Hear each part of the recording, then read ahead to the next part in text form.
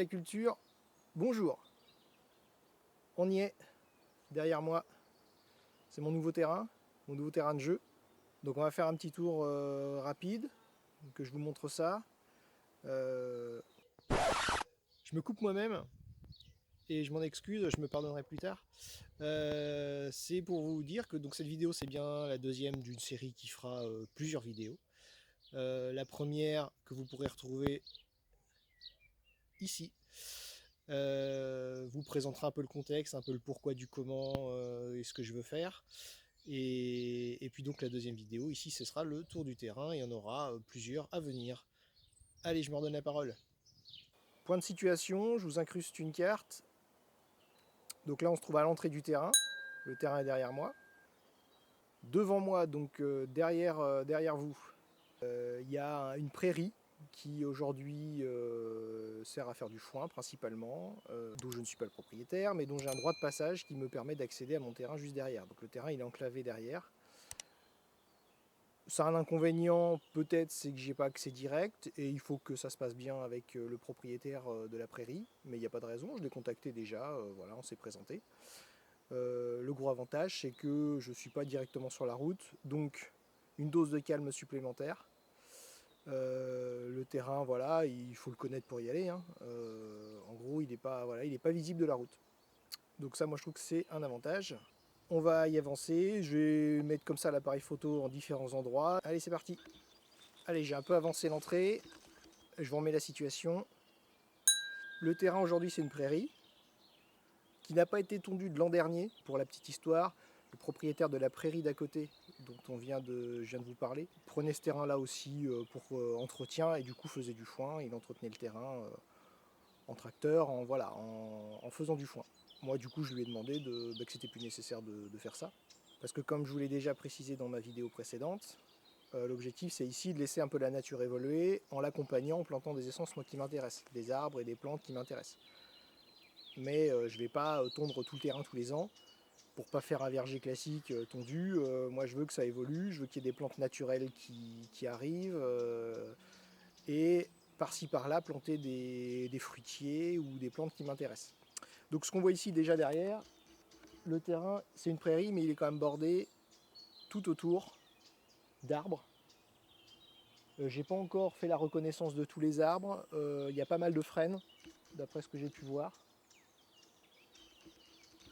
Donc les frênes, je vais peut-être m'autoriser à en mettre quelques-uns en trogne, en tétard, pour récupérer du bois, pour peut-être, dans le fond, le sud il est derrière moi, justement pour peut-être récupérer de la lumière dans le bas, derrière moi, en étêtant peut-être quelques frênes. Donc ça, voilà, à réfléchir.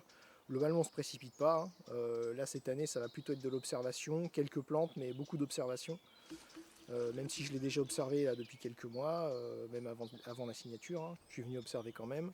Donc voilà, il y a peut-être une possibilité de se faire du bois en profitant de faire de la lumière également, et en récupérant des trognes ou des têtards sur certains arbres côté sud. Allez, on avance. Alors derrière moi, il y a un pan qui remonte un petit peu comme ça doucement, qui est orienté sud, donc je pense que je vais y faire une partie un peu potagère. Et c'est notamment là où je vais mettre des pommes de terre assez rapidement là.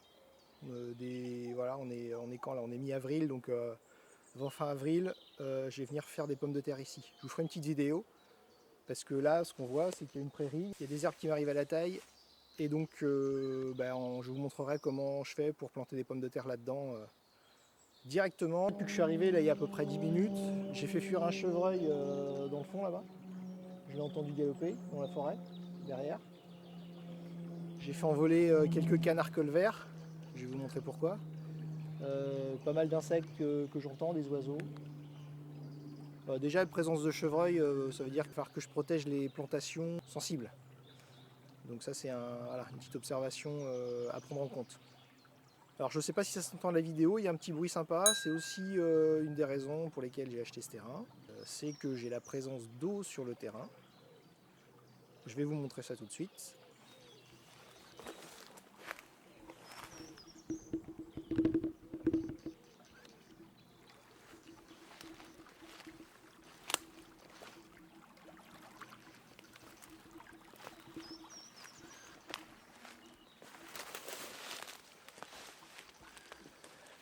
Et donc cette rivière borde tout le terrain sur presque la moitié, donc ça remonte là-bas et ça remonte juste en haut là où j'étais tout à l'heure. De toute façon vous voyez ça sur le plan de situation. Là elle est assez basse parce qu'on est mi-avril et ça fait presque 2 mois qu'il n'a pas plu dans le coin là.